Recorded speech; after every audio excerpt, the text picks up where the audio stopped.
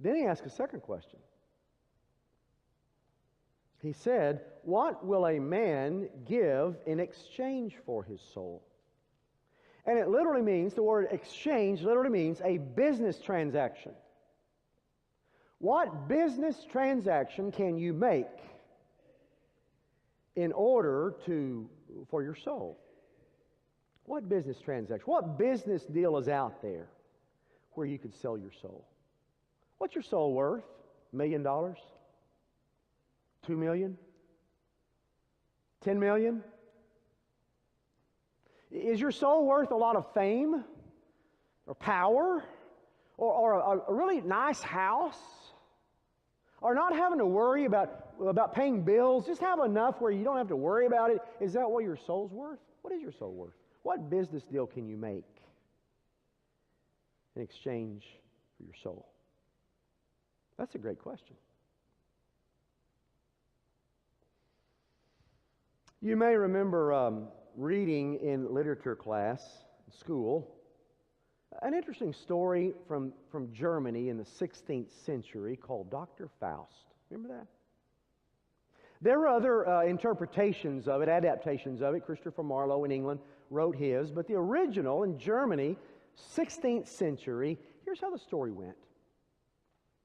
There was a man by the name of Dr. Faust who was very intellectual. He was highly successful and very intellectual and had everything going. A young man had everything in life going his way, but he was bored with life.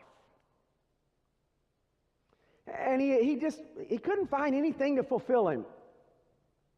He attempted suicide. Life became just so mundane for him. He didn't kill himself, but he just wondered, what can I do to make life better?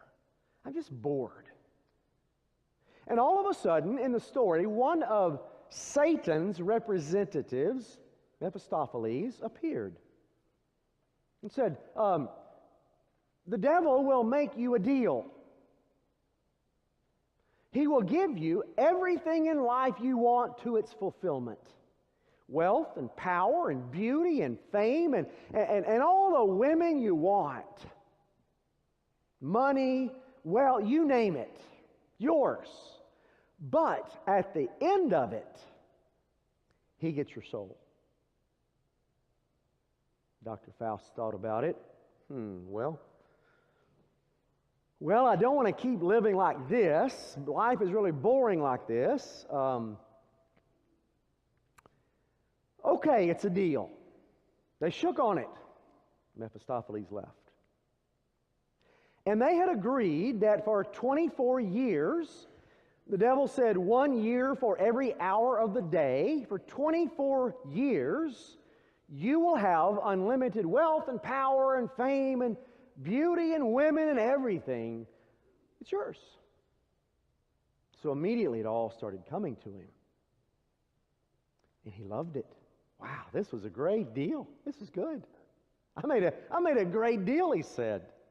And a beautiful young woman named Gretchen was right beside him the whole way. Beauty, exquisite beauty.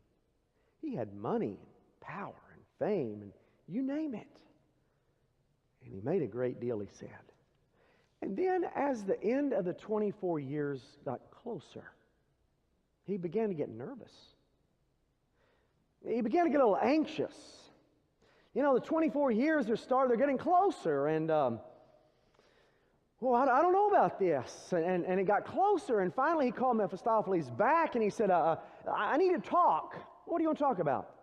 Let's talk about that deal. We need to restructure it. No restructuring. We made a deal. Well, we need to make a new deal. No new deal. You made the deal. Well, we need to talk. Something needs to change. No, nothing changes. You've had 24 years of it. Good life. He gets your soul. And in the story, it's getting closer. Dr. Faust is getting more nervous, more anxious. And the morning of the 24th year, Mephistopheles appears and says, it's time. Well, let's talk. Let's make it. No, it's time. And as the original story in Germany ends, with Dr. Faust being dragged away to hell, screaming, and the story ends. It really is a good question. What would you give in exchange? Do you know we have Dr. Faust here this morning?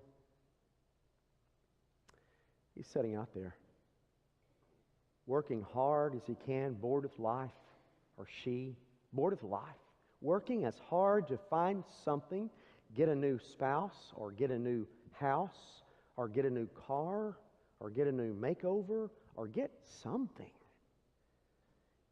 And many times they forfeit their spiritual life to do it. Get an extra job and stop going to church. They sacrifice the spiritual to get more here. And in the end, you've made a bad deal. Let's pray together. Father, I want to thank you for these questions today because, Lord,